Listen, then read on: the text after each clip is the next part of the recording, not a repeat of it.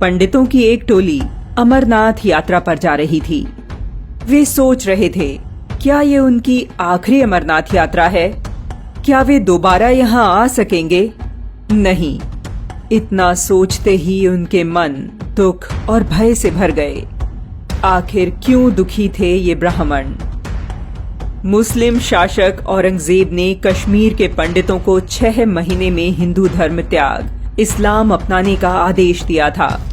कोई रास्ता ना देख वे अमरनाथ यात्रा पर निकल पड़े। मार्ग में पहलगाम में ठहरना निश्चित हुआ। कुछ ही देर में वहां एक और टोली आ पहुंची। ब्राह्मण मुखिया कृपाराम ने उन साधारण लोगों में एक असाधारणता देखी।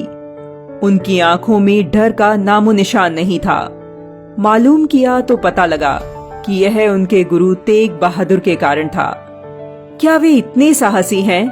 वे हमारी सहायता करेंगे? हमें एक बार उनसे मिलना चाहिए।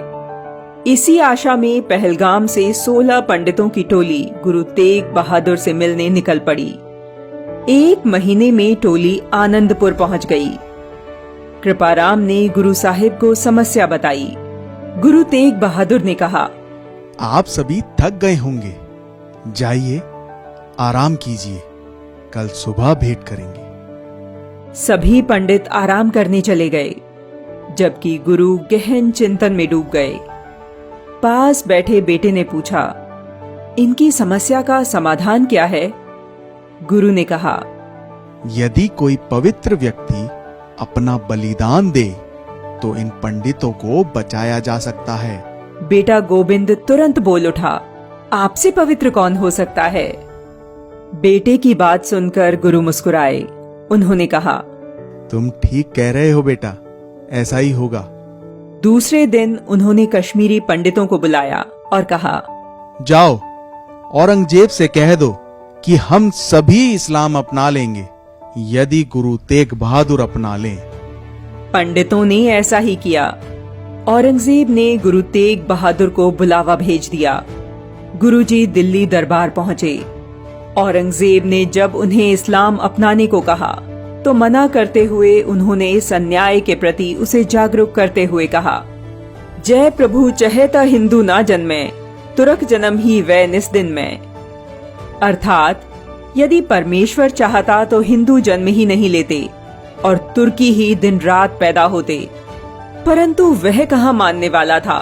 उसने गुरु तेग बहादुर को कारावास में डलवा दिया। उन्हें कठोर यातनाएं दी जाने लगी।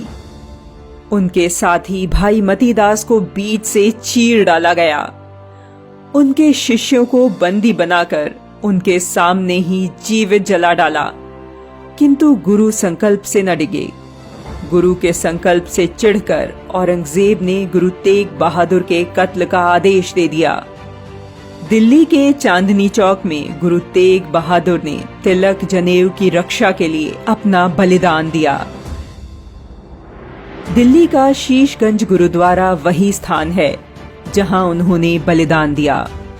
बलिदान के बाद उनके शिष्य सिर और धड़ को सुरक्षित निकाल ले गए।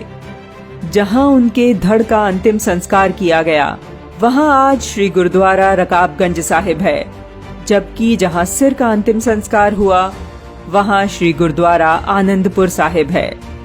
हिंदू धर्म के लिए अनन्य निष्ठा और समर्पण रखने वाले गुरु तेग बहादुर के बलिदान दिवस पर शत शत नमन।